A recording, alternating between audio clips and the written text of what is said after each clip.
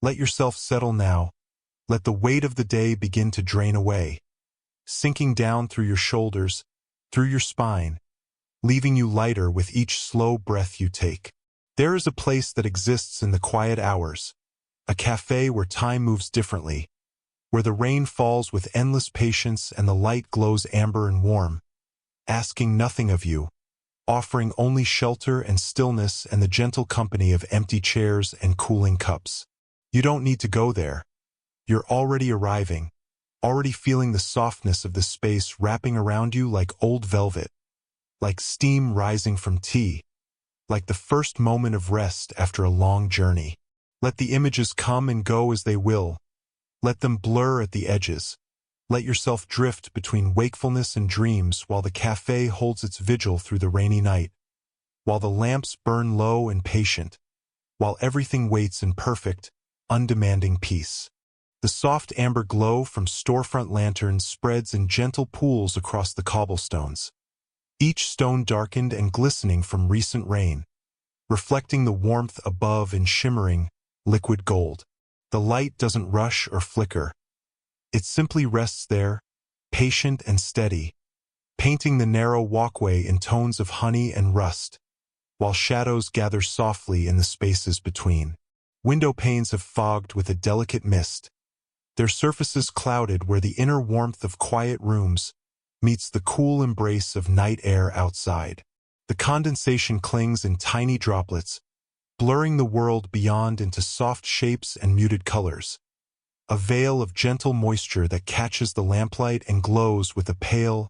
dreaming luminescence. Behind the dew-kissed display glass, golden pastries rest in careful rows,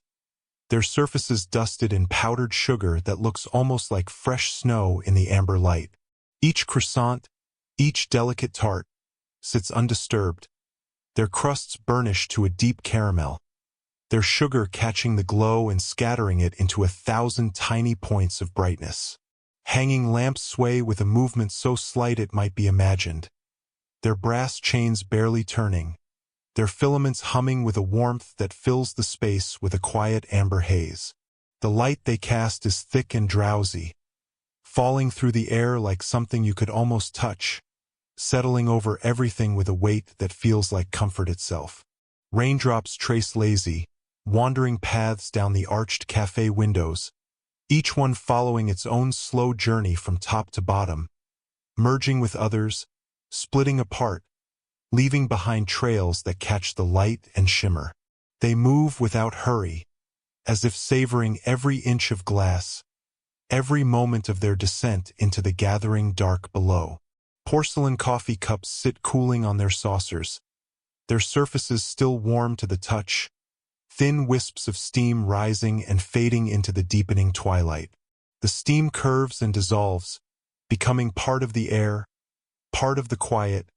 joining the gentle fog that fills the space between things, between moments, between breaths. A chalkboard menu leans against the wall, its surface covered in looping white cursive that flows like water frozen in time, each letter soft and round under the glow of a single pendant bulb hanging above. The light falls directly down, creating a small circle of brightness that holds the words like something precious, something whispered. Wooden stools stand tucked neatly under the polished oak counter, their worn seats burnished smooth by countless quiet sittings, their legs casting long, soft shadows that pool beneath them like dark water. The grain of the wood seems to hold its own light, a deep warmth rising from within, glowing faintly in the lamplight's embrace. Steam curls lazily upward from a fresh espresso left resting on the counter, the dark liquid perfectly still in its small cup, sending delicate ribbons of vapor into the motionless air above. The steam rises and spreads and fades, moving with a slowness that makes time itself seem to pause, to soften, to breathe. Weathered brick walls rise on either side, their surfaces textured with age and memory, faint patches of moss growing in the dampest places where the lamplight touches them with amber fingers. Each brick holds its own small shadows, its own quiet story, the mortar between them darkened by years and rain, the whole surface alive with texture and depth and the gentle passage of endless, peaceful nights. The terracotta tiles beneath spread out in a warm expanse, their surfaces gleaming faintly from a recent mopping, still holding the barest hint of moisture that catches the ambient light and transforms it into something softer, something that seems to rise from the floor itself. Each tile reflects the world above in muted, gentle tones, their clay-rich color deepened by wetness, their edges meeting in perfect lines that lead the eye down quiet pathways through the room, inviting a slow, wandering gaze across their burnished faces. Reflections of street lamps dance with the gentlest movement in the rain-slicked window frames, the light fragmenting and reforming as droplets slide down the glass, creating shifting patterns that pulse with the rhythm of falling water. The reflections elongate and compress, blur and sharpen, painting abstract shapes in gold and shadow that seem to breathe with the night, that seem to hold within them all the quiet mystery of wet streets and distant lights glowing through mist. Velvet cushions rest along the banquettes, their deep fabric absorbing sound, absorbing movement, absorbing the very hush of midnight into their plush depths. The nap of the velvet changes direction in the lamplight, creating subtle variations in color and tone, darker where the fabric folds into shadow, lighter where it catches the glow, each cushion perfectly still, perfectly patient, waiting with infinite softness for nothing at all. The frosted glass door stands at the entrance, its surface etched with swirling vine patterns that curve and intertwine in organic rhythms, each leaf and tendril rendered in translucent detail. From behind, a soft backlight glows through the frosting, making the clear etched lines shine while the surrounding glass holds a milky luminescence, the vines seeming to float in their own gentle atmosphere, suspended between the warm interior and the cool darkness beyond. Brass fixtures mounted on the counter have been polished to a warm, buttery sheen, their surfaces catching and holding the ambient light with a richness that seems almost liquid. The metal glows with deep golden tones, each curve and angle reflecting the room in miniature, distorted and dreamlike. The brass warm to the touch, warm to the eye, radiating a sense of care and attention, of hands that have loved these small details into their gleaming perfection. Chalk dust lingers along the blackboard's edge, a fine white powder that has settled into the wood grain of the frame, illuminated now by sidelight that makes each particle visible, makes the dust seem to hover just above the surface. The light catches this residue and transforms it into something beautiful, a soft, pale border that frames the written words,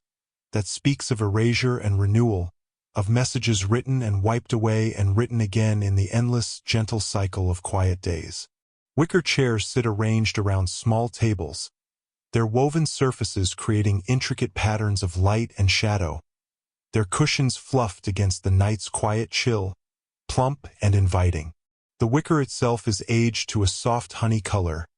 each strand curved and bent into its place, creating a texture that seems organic, almost alive, while the cushions rest upon them like clouds settled to earth, their fabric smooth and their filling generous, offering comfort to the empty air. Steam rises in delicate spirals from a teapot spout, the vapor climbing upward into the dimness above, twisting as it goes, creating ephemeral sculptures that exist for only moments before dissolving into invisibility. The spirals thin as they ascend, becoming wisps, becoming suggestions, becoming part of the atmosphere itself, while below the teapot sits patient and round, its ceramic surface warm, its contents slowly cooling, its purpose fulfilled in this simple, endless offering of heat into coolness, of substance into air. Hand-hewn wooden beams stretch overhead, their surfaces bearing the marks of the tools that shaped them, each beam etched with years of gentle patina that has deepened the wood's natural grain into channels of shadow and light. The beams hold the weight of the ceiling with quiet strength, their presence solid and reassuring, their wood darkened by time and smoke and the passage of countless seasons, each one unique in its texture, In the particular way the lamplight finds the valleys and highlights the ridges worn into its ancient surface. Marble tabletops scattered throughout the space display veins of gray and cream that flow through the stone like rivers frozen in their courses. Soft mineral currents that catch and mirror the glow of table lamps positioned at their centers. The marble is cool and smooth, its surface polished to a subtle shine that doesn't glare but rather holds the light within itself, diffusing it, softening it, sending it back into the room as a gentle radiance that makes the veining seem to pulse with its own interior illumination, as if the stone itself were somehow alive with captured light. Rain patters softly against the canvas awnings stretched above the entrance, each drop arriving with its own small sound, creating together a rhythm that feels almost like breathing,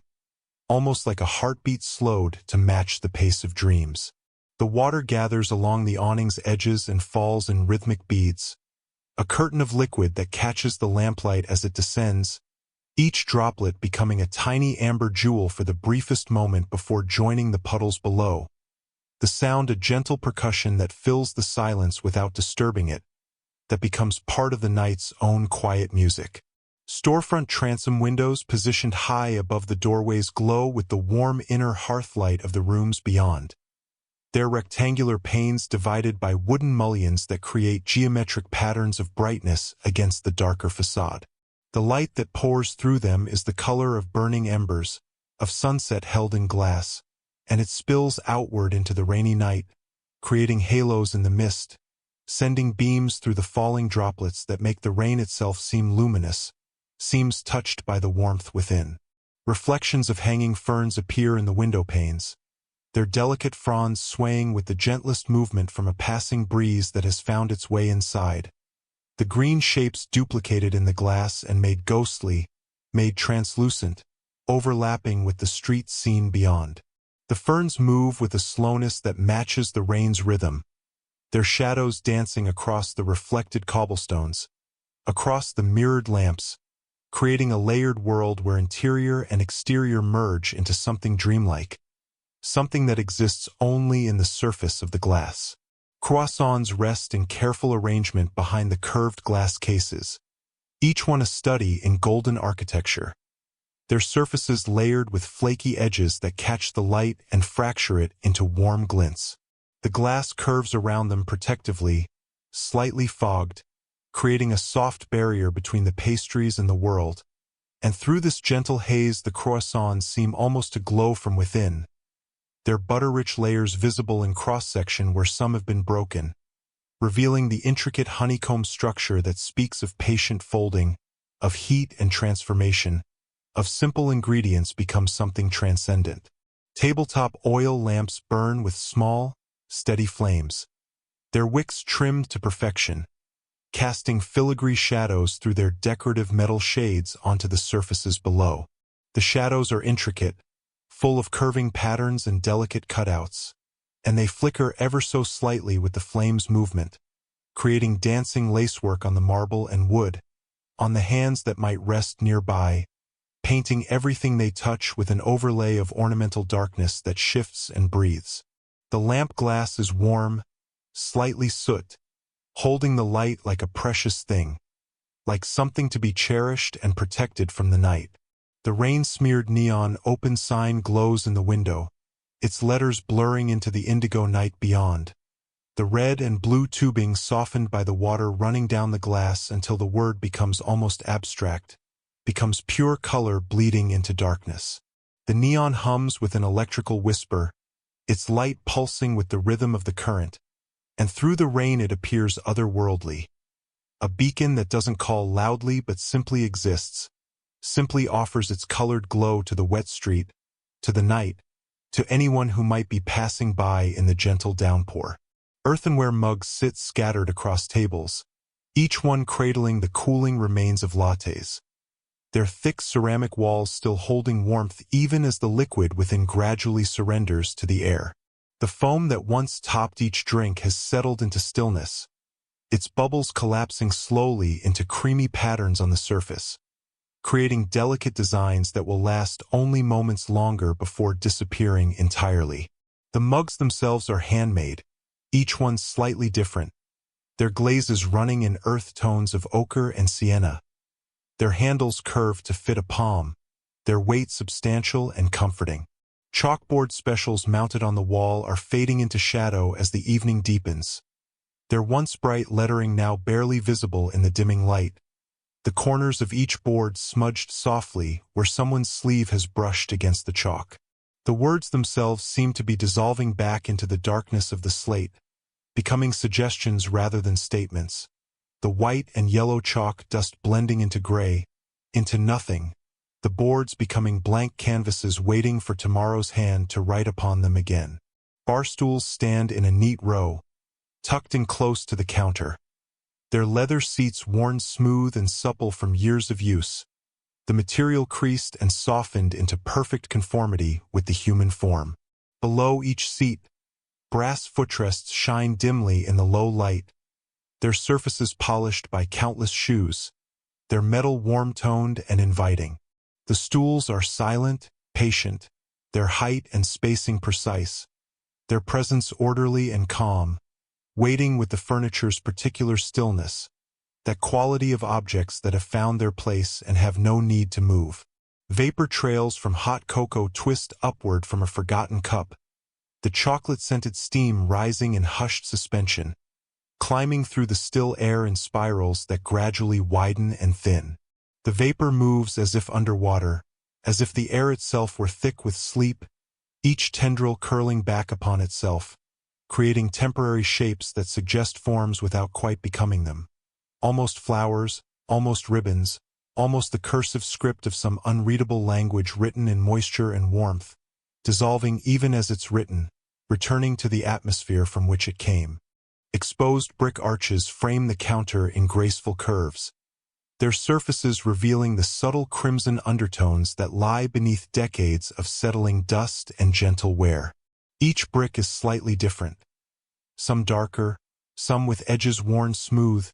some still sharp, and together they form a pattern that feels organic, inevitable, as if the arch grew into being rather than being built. The mortar between them has aged to a soft gray that contrasts quietly with the red, and in the lamplight these arches seem to hold centuries within their curve, seem to remember every hand that shaped them, every fire that baked the clay, every year that has passed beneath their steady span. Hexagonal floor tiles spread across the space in muted sage, their six-sided geometry creating a honeycomb pattern that draws the eye along pathways between tables and chairs. The tiles are slick with evening condensation, moisture that has settled from the air itself, creating a faint sheen across their surfaces that makes them darker, richer. Their green deepen to the color of moss in shadow. The dampness catches light in unpredictable ways, some tiles gleaming while others remain matte, the whole floor becoming a subtle patchwork of reflection and absorption, of wetness slowly evaporating into the night. Puddles have formed outside on the uneven cobblestones, each one a perfect mirror reflecting the café's warm window glow in miniature. The reflections shimmer when raindrops strike them, fragmenting the light into ripples that spread and fade,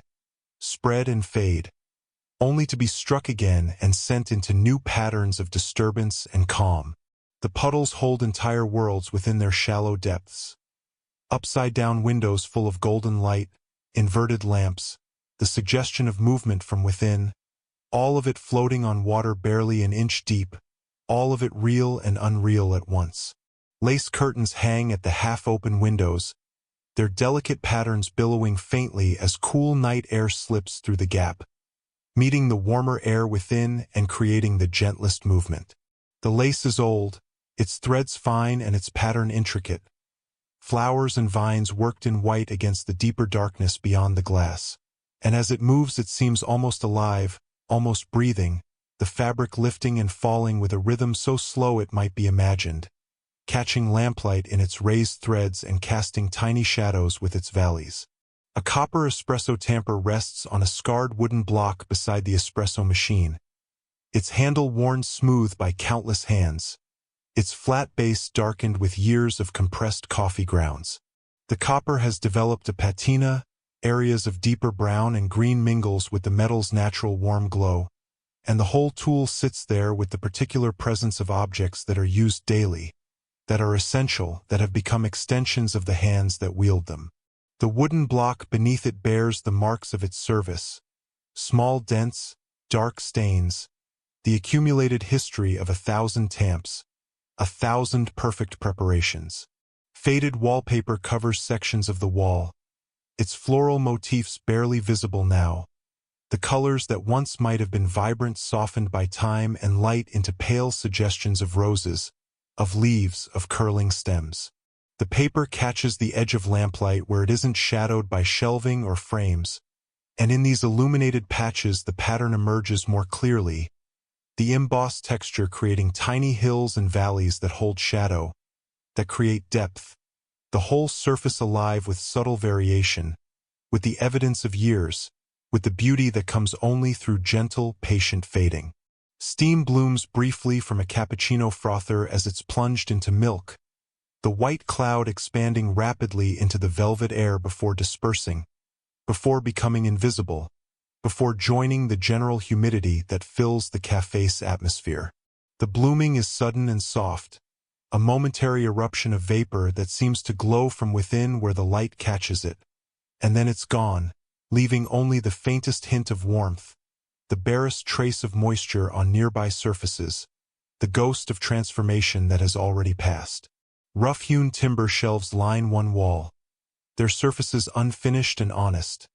the wood grain pronounced and the edges irregular, and along these shelves stand jars of honeyed syrups in amber glass, their contents catching and holding the light like liquid gold. Each jar is labeled in careful handwriting, each one filled to a different level, and through the thick glass the syrups glow with interior warmth, caramel and vanilla, hazelnut and cinnamon. Their viscosity visible in the way they cling to the sides when tilted, the way they hold small bubbles suspended in their sweet depths. Ceramic saucers are stacked neatly beside the espresso machine, their white surfaces pristine, their edges catching the particular gleam that fine porcelain holds, a brightness that seems to come from within the material itself. The stack rises in a clean line, each saucer's rim creating a subtle shadow on the one below,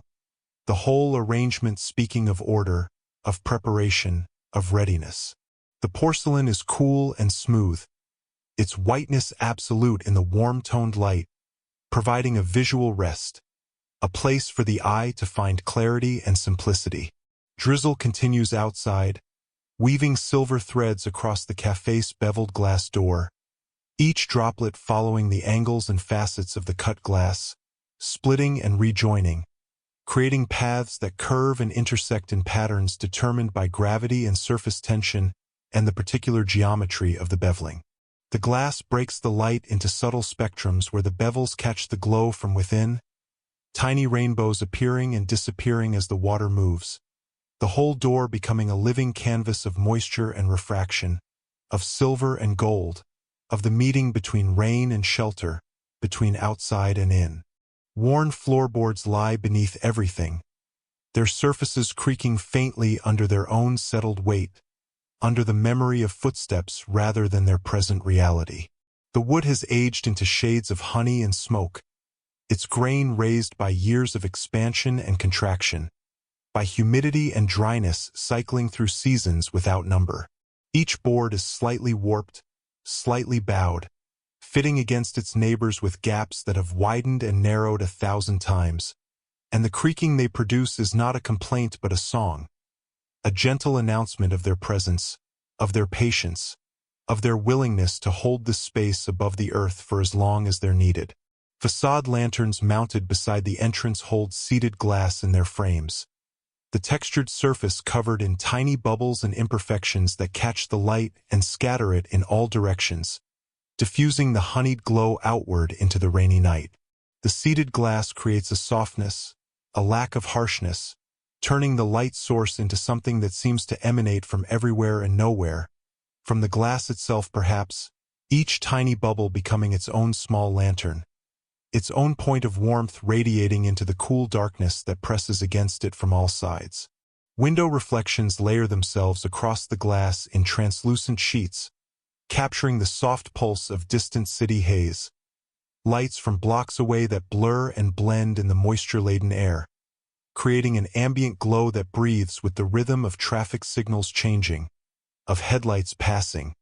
of the city's endless, gentle movement. These distant lights appear in the windows as suggestions of color, as washes of amber and white that fade in and out, that never quite resolve into distinct sources, remaining instead as atmosphere, as mood, as the evidence of life continuing beyond these walls, muted and dreamlike. Eclairs rest in perfect formation within the patisserie cases, each one glazed in chocolate that is set to a flawless sheen, smooth as glass, dark as midnight, reflecting the case lights in elongated highlights along their curved tops. The chocolate coating is thin enough to hint at the pastry beneath, thick enough to create that satisfying crack when bitten, and it gleams with an almost wet appearance, as if just glazed moments ago, though they've been resting there for hours, patient and perfect, their cream filling hidden within, their exterior faces turned toward the glass like artwork in a gallery. Wall sconces mounted at intervals along the perimeter hold frosted glass shades that transform the bare bulbs within into sources of diffused radiance, bathing the corners in milky light that has no shadows, no harshness, only a gentle illumination that seems to seep into every crevice. The frosted glass is thick and substantial, its opacity complete, and the light that passes through it becomes soft as fabric, warm as breath, filling the spaces between furniture and walls with a glow that makes the corners feel inhabited, feel cared for, feel as important as the center of the room. Rain continues to fall beyond the windows, veiling the street in a shimmering curtain that moves with the wind, that thickens and thins with the storm's irregular rhythm. The curtain is made of millions of individual drops, each one catching light as it falls, each one contributing to the overall effect of liquid silver suspended between earth and sky. Through this veil, the world outside becomes abstract, becomes impression rather than detail, shapes moving without definition, lights glowing without source, everything softened and made mysterious by the endless, patient descent of water. Demitasse cups stand cooling on wire racks near the espresso machine, their small forms still steaming faintly, sending vapors upward that dissolve almost immediately into the surrounding air. The cups are delicate, their porcelain thin enough to see light through when held up, their handles small curves barely large enough for a single finger. The steam that rises from them is already thinning, already fading, the espresso within giving up its heat in these final wisps, in these last breaths of warmth, before settling into coolness, into stillness, into the quiet state of things that have fulfilled their purpose. A chalkboard frame hangs on the wall, wrapped at its top corner in rough twine that has been knotted and looped around a nail, hanging crookedly in a repose that suggests no one has bothered to straighten it, or perhaps that they prefer it this way, tilted slightly to the left, the angle giving it character, giving it the appearance of something casually loved rather than formally displayed. The twine is natural fiber, slightly frayed, and against the dark wood of the frame it creates a texture contrast, a meeting of organic materials that have both aged gracefully, both accepted their roles without resistance. High-backed stools with cane seats stand aligned in serene rows along the counter, their woven surfaces creating patterns of light and shadow in the lamplight, each strand of cane visible, each intersection of horizontal and vertical creating a tiny cross. The seats have given slightly over time, developing shallow depressions where bodies have sat, where weight has compressed the weaving into more comfortable conformity. The high backs rise straight and narrow, their wood matching the counter, their presence formal yet inviting, suggesting both solitude and community,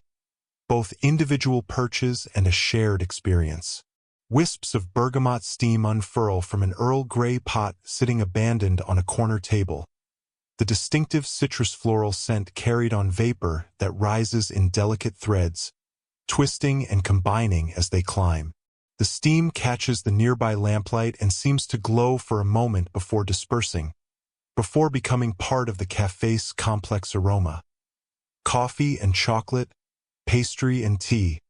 all mingling in the warm air. The pot itself is ceramic, round and reassuring, its spout curved, its lid fitted with a small knob, and from beneath that lid the bergamot continues its slow escape, perfuming the immediate area with its sophisticated, gentle fragrance. Sandstone walls rise from floor to ceiling, their surfaces textured with fine cracks that spider across the stone like the lines in old porcelain, each fissure filled with shadow in the low glow, each one a testament to the wall's age and the slow settling of the building into its foundations. The sandstone itself holds warmth in its pale golden color, a warmth that seems inherent to the material, as if the stone remembers the sun that baked it into being millennia ago. In the lamplight, these walls appear soft despite their solidity, their rough texture creating countless tiny shadows that give them depth, that make them seem almost organic, almost alive with the passage of time. Mosaic tiles cover a section of floor near the entrance, their small squares arranged in earthy ochre tones that form subtle patterns, geometric designs that emerge and recede depending on where you stand, how the light falls, which tiles catch the glow from the lamps overhead. Each tile is slightly different, some more orange, some more brown, some almost terracotta, and together they create a tapestry of warm earth tones that ground the space, that connect it to clay and soil and the foundational elements from which all buildings rise. The grout between them has darkened over time, creating a fine network of lines that holds the pattern together, that gives structure to the organic variation of color. Rain trails glisten on the exterior ironwork that decorates the windows and doorframe, the water following the scrolling curves and graceful spirals of the wrought metal, clinging to its surface in beads that catch light and transform it into tiny stars. The ironwork itself is painted black, or was once. Now the paint has worn in places, revealing rust beneath, the orange-brown oxidation adding another layer of color, another texture to the elaborate metalwork. Water drips from the lowest scrolls in a steady rhythm, each drop forming, swelling, releasing, the iron conducting the rain downward in paths determined by gravity and the particular curves of the metal's Baroque design. Silk lampshades scattered throughout the café cast peach tones over the upholstered nooks where cushioned benches meet in corners, the fabric of the shades so fine that the light passes through it transformed, softened,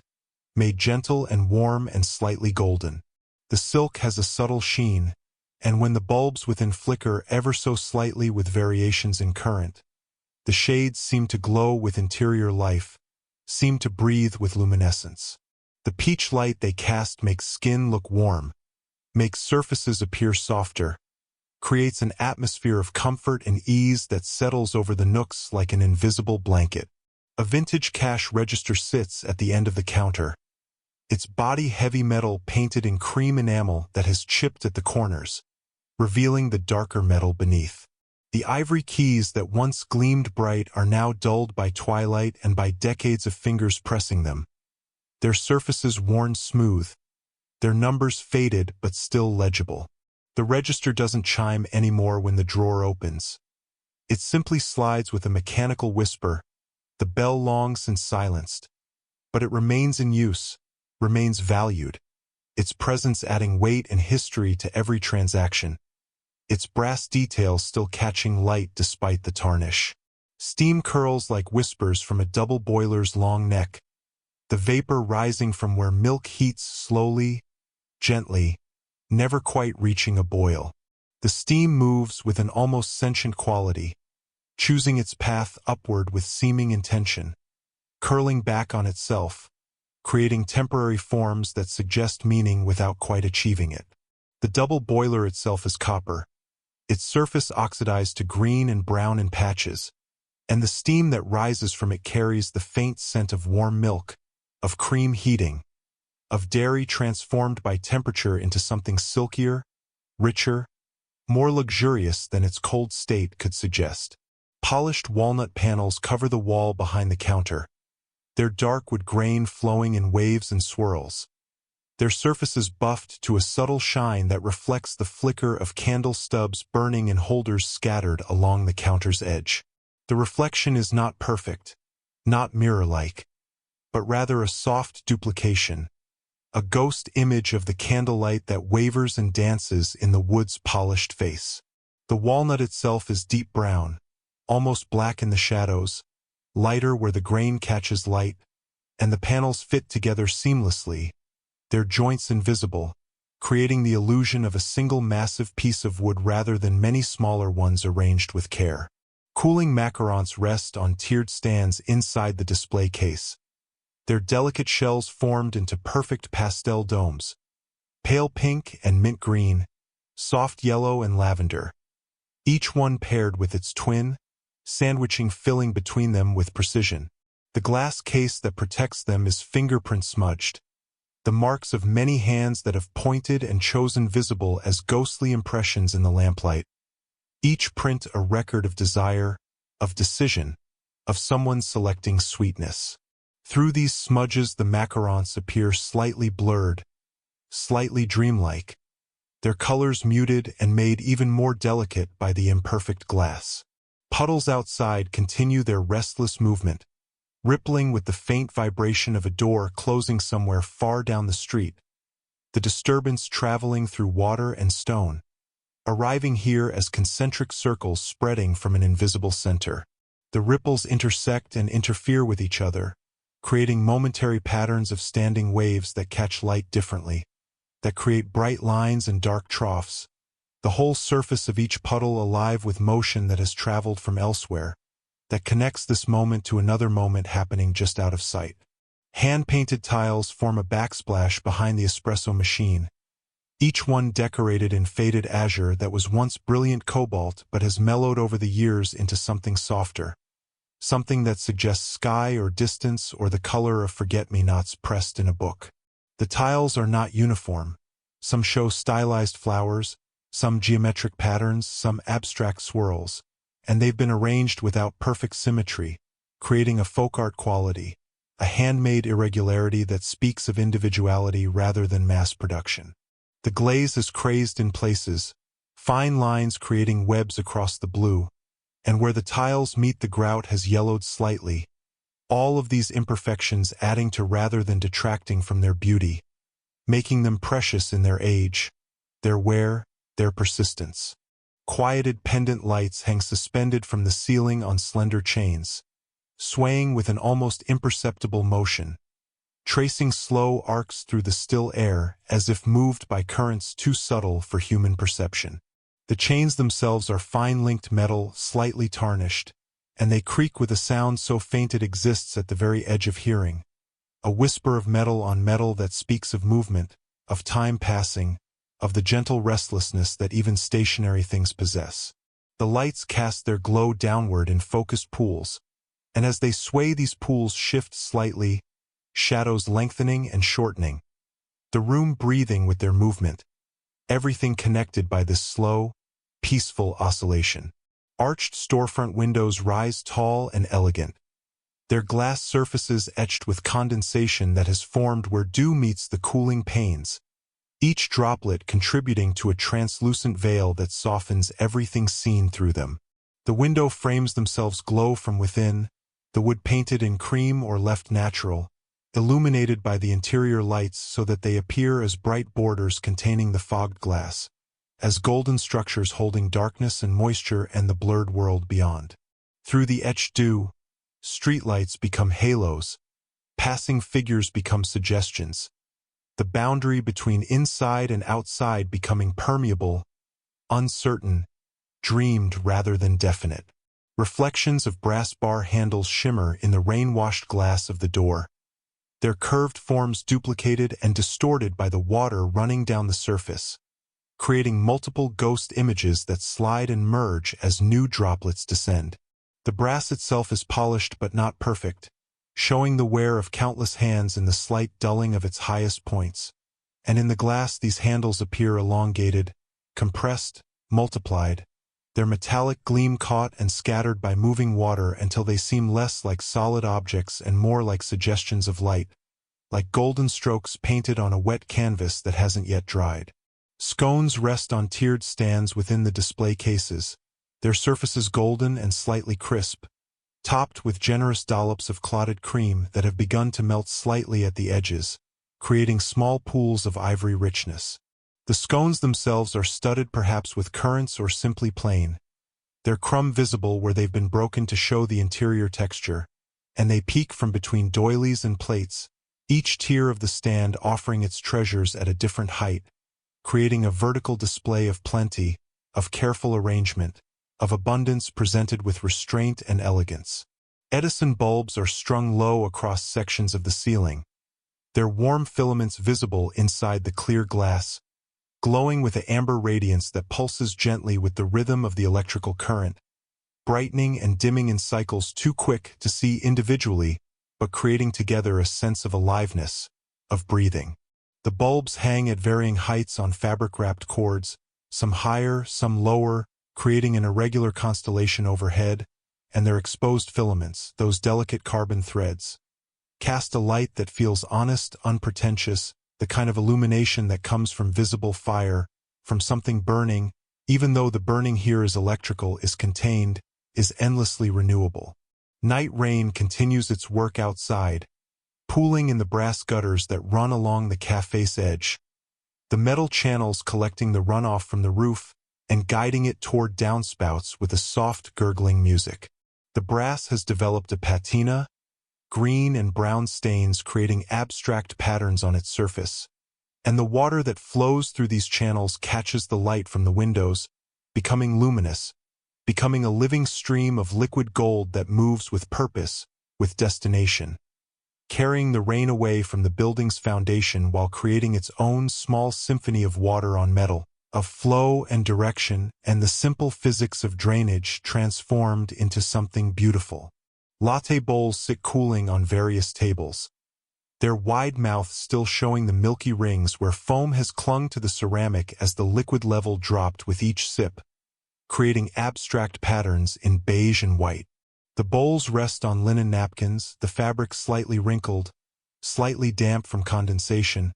and the napkins themselves bear the faint stains of previous spills, the ghost marks of coffee and chocolate that have been washed but never quite disappeared entirely. The bowls are heavy, substantial, meant to be cradled in both hands, and even as they cool they retain enough warmth to comfort palms, to serve as small anchors of heat in the cooling evening. Chalkboard arrows have been drawn with whimsical flourishes, pointing toward the day's special written in careful script, today's brew.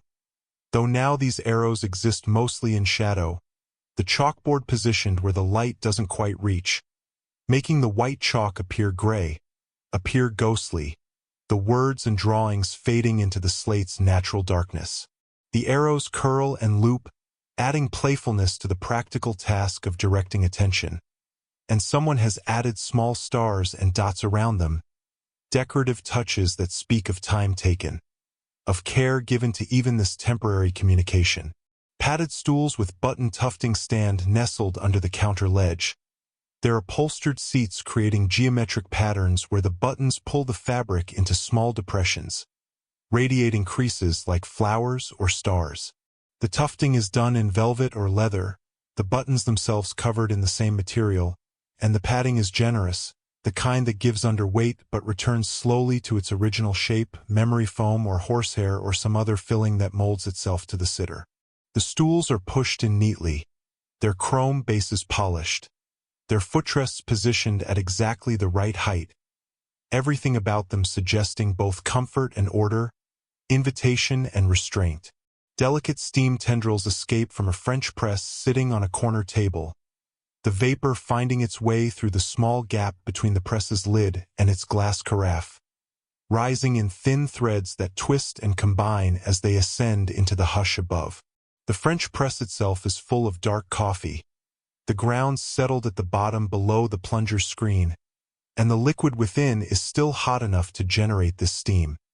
this visible breath of heat entering coolness. The tendrils are beautiful in their fragility, in their brief existence. They rise perhaps 6 inches, 8 inches, before dissipating completely, before becoming indistinguishable from the air itself, leaving behind only the faint coffee-scented warmth that marks their passage. Rough plaster walls rise around the space, their surfaces imperfect and textured, bearing the marks of trowels and time, softened now by the patina of lantern light that has bathed them evening after evening until they seem to have absorbed some quality of the glow itself. The plaster is painted in cream or left its natural off-white, and it's cracked in places, the fissures creating fine lines that wander across the surface like rivers on a map, like the veins in marble, each crack filled with deeper shadow that gives the walls dimension, that makes them read as history rather than mere backdrop. In the lantern light, these walls appear almost golden, almost warm enough to radiate heat themselves, their roughness creating 1,000 tiny shadows that shift as the flames flicker. Quarry tiles spread across the floor in squares of terracotta and rust, their surfaces worn smooth by decades of footsteps, their once sharp edges now gently rounded, their texture polished to a soft matte finish that no longer grips shoes but rather welcomes them with frictionless ease. Shadows pool in the grout lines between tiles, creating a grid of darkness that emphasizes the geometry, that makes each tile distinct even as they form a unified whole. The tiles are uneven, some slightly higher than others, creating gentle rises and dips that feet have learned to navigate without thought, that bodies adjust to automatically, the floor no longer flat but contoured like the earth itself, organic despite its manufactured origins. Window panes throughout the café capture the inverted glow of interior hearths and lamps, the glass reflecting the warm light sources so that each pane becomes a mirror at night, showing the room back to itself upside down and reversed. In these reflections, flames burn downward, people walk on ceilings, furniture hangs suspended in glass space, creating a parallel world that exists only in these surfaces, only in reflection. The effect is dreamlike, disorienting in the gentlest way, and when rain strikes these panes, the reflected world fragments and reforms with each droplet, the doubled reality shimmering and uncertain, beautiful in its instability. Brocade curtains hang at select windows, drawn halfway across the glass, their heavy fabric woven with raised patterns of flowers and vines that catch light in their texture, that create shadows in their valleys. The curtains filter the moonlight that manages to penetrate the cloud cover and rain, transforming the cold silver luminescence into something warmer, softer, straining it through fabric until it enters the room as a gentle glow rather than a stark beam. The brocade itself is old, its colors faded to muted golds and deep burgundies, and the fabric has weight, substance, falling in natural folds that pool slightly on the floor, patient and permanent. An enamel coffee grinder sits on a shelf near the espresso machine, its body cream-colored with small chips revealing the dark metal beneath, its wooden handle smooth from generations of turning, resting idle now in the quiet evening. The grinder is manual, requiring hand cranking, and the drawer that catches the ground slides out from the bottom with a slight resistance that comes from perfect fitting rather than poor construction. The metal top funnel where beans would be poured awaits emptily, its interior stained brown from oils, and the whole device has the particular beauty of tools that have performed the same task thousands of times without complaint, without failure, simply grinding beans into grounds, day after day, year after year. Steam haze lifts lazily from a syrup-warmer surface, the metal vessel heated from below by a small flame or electric element, maintaining the syrups at perfect pouring temperature. The haze doesn't rise in distinct columns but rather in a general miasma, a cloud of warmth that hovers just above the warmer before dissipating into the surrounding air, carrying with it the mingled scents of vanilla and caramel, hazelnut and cinnamon. The warmer itself is stainless steel, dulled slightly by constant heating and cooling, and its pumps sit ready, their nozzles cleaned and waiting for the next drink order that may or may not come tonight. Reclaimed wood counters stretch along multiple walls, their surfaces bearing the loving scars of knife marks from previous lives. Perhaps they were butcher blocks once, or carpenter's workbenches, or kitchen tables where meals were prepared for large families. Now they serve as surfaces for setting down cups and plates, for resting elbows during conversation, for the simple contact between human objects and wooden planes, and their scars tell stories that can't quite be read but can be felt, can be traced with fingertips, each cut a moment of pressure and blade, each dent an impact, each stain a spill that happened in some other time, some other place, preserved now in this new context. Tarts arranged in the display case show surfaces of glazed fruit, strawberries and kiwis, blueberries and peaches, their glazes reflecting the overhead lamp's kiss in tiny highlights, in points of brightness that make the fruit appear jewel-like, precious, each piece of fruit positioned with artistic care. The glazes are clear and slightly thick, creating a protective coating that keeps the fruit fresh while making it shine, and beneath this glassy surface the colors remain vivid. The red of berries, the green of kiwi, the orange gold of peaches. All of it suspended in sweetness, in light, in the careful presentation of pastry as art. Drizzle continues beyond the windows, misting the air into a fine spray that seems to hang suspended rather than fall, creating a veil that softens everything it touches,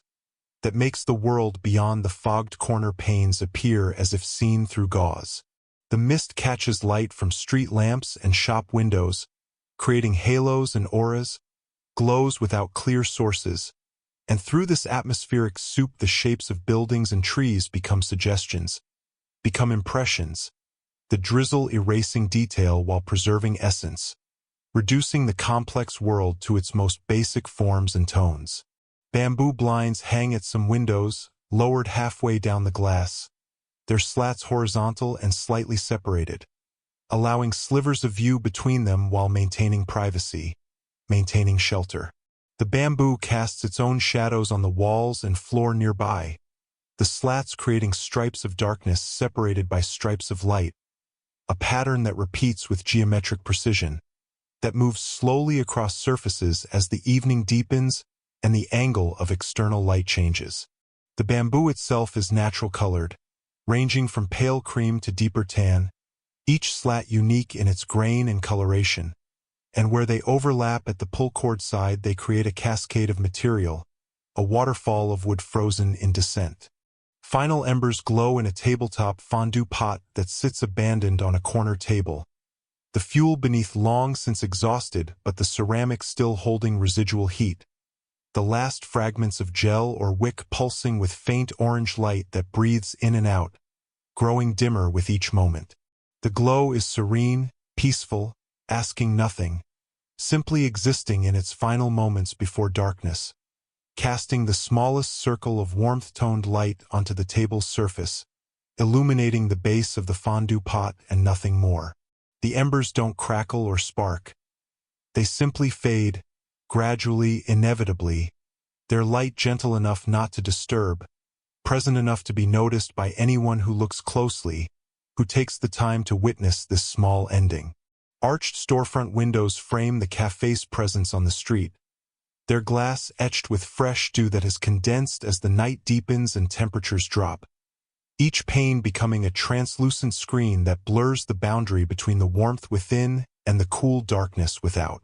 The window frames themselves, painted wood or aged metal, seem to glow from within, backlit by the interior lights so that they appear as bright architectural elements,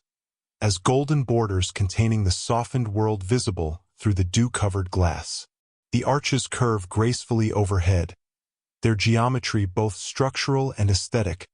creating repeated doorways of light along the building's facade, invitations written in warmth and shelter. Beyond the immediate vicinity, train station tracks gleam silver in the distance, their parallel lines catching what little light reaches them, perhaps from platform lamps, perhaps from the moon breaking briefly through clouds, and curving away into shadowed distance where they disappear into tunnels or around bends, heading toward destinations unseen. The metal of the rails is polished smooth by the passage of countless wheels, and even in darkness it holds a kind of luminescence, a reflection-ready surface that transforms any available light into highlights running the length of each rail. The space between the tracks is filled with gravel and weeds, with the accumulated debris of a working railway, all of it settling into evening stillness, waiting for the next train's approach. Street corners in the neighborhood feature quiet newsstands, their wooden frames aged and weathered, their metal roofs extended to protect the papers and magazines displayed within. The papers are stacked in precise rows, their headlines facing outward but unreadable in the dim light, their edges aligned with care despite the late hour, despite the absence of customers. The newsstands sit in their corners with a permanence that speaks of decades, of being part of the neighborhood's fabric, and around them the hush of evening has settled completely, no transactions occurring, no hands reaching for publications, just the papers themselves waiting in their organized rows, protected from the drizzle by their shelter. Building balconies overhang the street at second and third floor levels, their railings made of wrought iron or carved wood, peaceful in their elevation above the sidewalk, their small platforms extending outward into the air. Some of these balconies have rails twined with night-blooming vines, jasmine perhaps or moonflower, their white blossoms opening to release fragrance into the darkness, petals luminous against the deeper shadows of leaves and stems. The balconies themselves are empty of people at this hour, their chairs and small tables sitting unused, but they remain part of the scene, adding depth and architecture,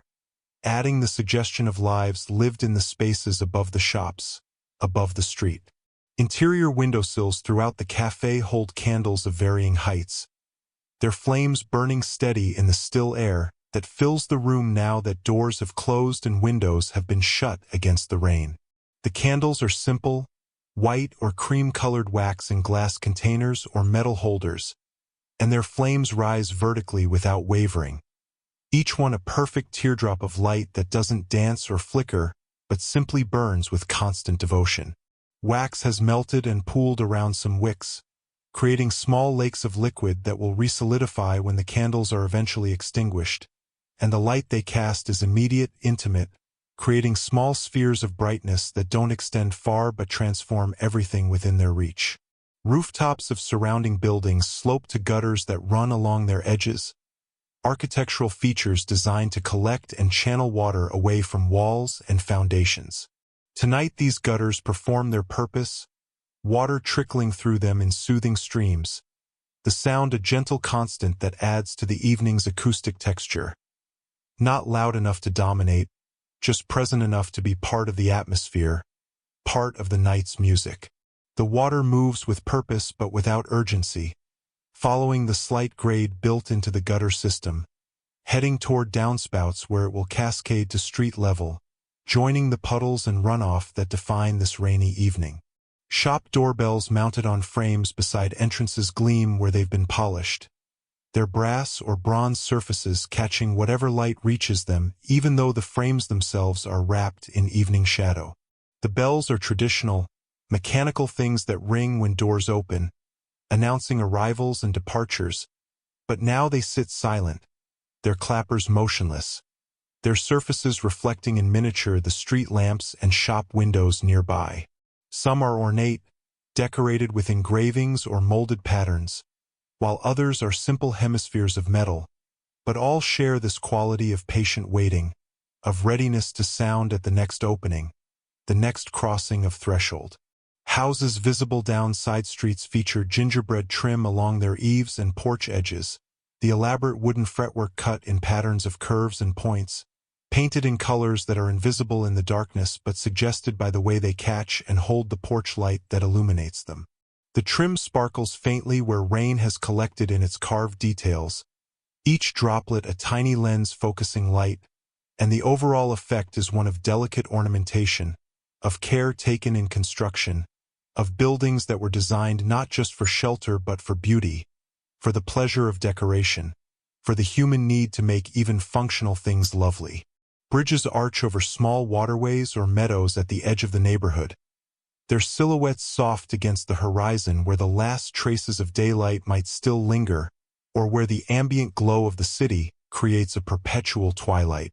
The bridges are stone or brick, their arches perfect semicircles or gentle curves, and they rise and fall with an elegance that speaks of engineering married to aesthetics, of structures that carry weight while maintaining grace. From this distance, from the café's windows, the bridges are merely shapes, dark forms against slightly lighter sky, but their presence adds depth to the view, adds layers of distance, adds the suggestion that the world continues beyond what can be seen clearly, that there are paths leading elsewhere, passages over obstacles, connections between here and there. Train station signals stand at intervals along the platforms in the distance, their lights blinking green in the darkness, the pulses slow and rhythmic like a heartbeat that's found its resting rate, like breathing deepened into sleep. Each blink illuminates the metal housing of the signal for a brief moment before darkness returns. Then light again, the cycle endless and automatic, requiring no human intervention, simply performing its duty of communication to trains that may or may not come. The green glow spreads faintly into the surrounding mist, creating small halos that expand and contract with each pulse. And even from far away the rhythm is visible, is hypnotic, is a meditation on time and regularity and the patient systems that keep the world moving. Street corners throughout the neighborhood have gathered puddles where the pavement dips or where drains cannot quite keep pace with the rain. And in these shallow pools the street lamps mirror themselves, creating doubled sources of light. One above in the air, one below in the water, both glowing with the same amber warmth. The reflections ripple when new raindrops strike the puddle surfaces, fragmenting and reforming, the lamp images stretching and compressing, breaking into concentric circles before settling again into recognizable shapes. The water itself is dark except where it holds these reflections, and the puddles sit softly at their corners, not aggressive or deep, just persistent gatherings of rain that will eventually evaporate or drain, but for now create these perfect mirrors at ground level. Building arches frame doorways along the street, their curves cut from stone that is cool to the touch even in summer,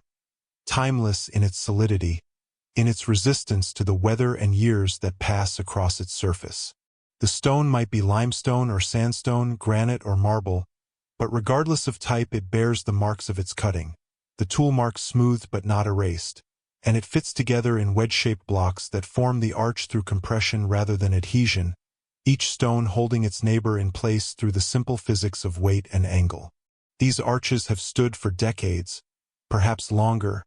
and they frame the passages from street to interior with a formality that speaks of an earlier era,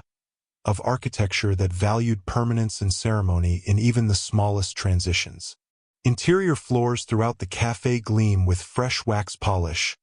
their surfaces reflecting the floor lamps positioned strategically around the room, creating elongated reflections that stretch across the polished wood or tile. The wax has been buffed to a soft shine, not mirror-bright but lustrous, creating a finish that catches light without glaring, that shows care without ostentation. The floor lamps themselves stand on turned wooden or cast metal bases, their shades directing light both upward toward ceilings and downward toward floors. And in the polished surfaces below them these lamps appear as glowing shapes, as columns of light that seem to root the fixtures to the ground, creating visual connections between lamp and floor, between light source and reflective plane. Rooftops of the surrounding buildings bear finials at their peaks and corners, decorative elements pointed gently toward the sky, toward the moon that drifts behind clouds, appearing and disappearing throughout the evening. The finials are metal, perhaps copper gone green with verdigris, perhaps iron painted black, and they serve no structural purpose but add beauty, add verticality, add points of interest to the roofline that might otherwise be simply functional angles of drainage and shelter. Some are simple spikes, others elaborately molded into shapes of flames or flowers, and all point upward with a kind of aspiration, a reaching toward the heavens that architecture sometimes expresses even in its smallest details. Shop canopies extend over sidewalks, providing shelter from rain and sun, and where they're retractable they've been folded neatly for the night, their fabric or metal panels collapsed into compact bundles. their edges fringed with silver threads that catch what light reaches them and shimmer faintly. The fringe serves no purpose beyond decoration, beyond the softening of hard edges, and the silver threads, tarnished perhaps but still reflective, create a delicate border that moves slightly when wind stirs, that adds a touch of elegance to the practical function of the awning. The canopies themselves are striped or solid-colored, and even folded they suggest protection, suggest the care taken to maintain the boundary between commercial interior and public street. House bay windows project outward from facades, their glass curving like waves frozen in mid-motion. Multiple panes joined at angles that allow them to capture light from different directions simultaneously, to offer views up and down the street as well as straight ahead. The bay windows create small interior spaces, nooks where plants sit or cushioned seats invite reading, and from outside they add dimension to otherwise flat building faces,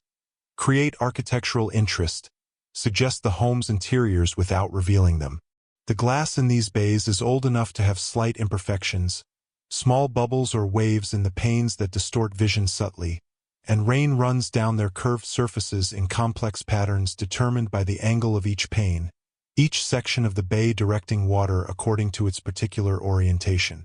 Bridges that cross waterways or valleys nearby hold viewing platforms at their midpoints, small extensions of the walkway that bulge outward, inviting people to stop, to lean against the railings and look at whatever the bridge spans. The railings themselves are smooth under a hand's touch, worn by countless palms that have gripped them while looking down at water or across at distant views, the metal or wood polished by this contact into surfaces that feel almost soft, almost warm despite the evening chill. The platforms are empty now, no viewers present, but they remain ready, patient structures designed for pause, for contemplation, for the human need to stop moving and simply observe. Train station luggage carts stand idle in their designated area, their wheels at rest, their platforms empty of suitcases and parcels. The carts are metal, perhaps chrome or stainless steel, and their wheels are large enough to roll smoothly over platform gaps and uneven surfaces.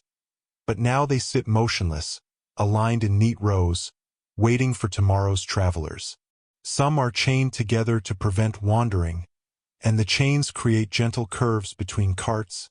catenary shapes dictated by gravity and the link's own weight. The whole scene of resting carts speaks of labor suspended, of service ready but not required, of the quiet that descends on functional spaces when their functions are not being performed. Houses along the residential streets seem to breathe in unity with one another, their walls exhaling the day's accumulated warmth into the night's cooling embrace, their windows glowing or dark according to the habits of their inhabitants, their chimneys trailing thin wisps of smoke that rise and dissipate into the rain-thick air. The breathing is not literal but felt, a sense that these structures are not dead things but living shelters, that they expand and contract with temperature changes, that they settle into their foundations with small creaks and sighs, that they participate in the night rather than simply existing within it. The calm they embody spreads outward, touching the street, the trees, the few people who might be walking past, everything connected in the evening's gentle atmosphere of rest, of stillness, of the world pausing between day's activity and tomorrow's renewal. And now the café grows dimmer still, the lamps burning lower, their filaments fading from amber to something softer than light, something closer to memory, to the glow that lives behind closed eyelids when sleep is near. The rain continues its patient work against the windows, each drop a whisper, each whisper part of a larger song that has no beginning and no ending, only this eternal middle where everything is exactly as it should be. Let the images dissolve now, let the warmth remain while the details fade, let the café become just a feeling, safe and dry and soft. As you sink deeper into rest, deeper into stillness, until there's nothing left but breathing, nothing left but the gentle dark, nothing left but sleep rising up to meet you like water, like warmth, like coming home.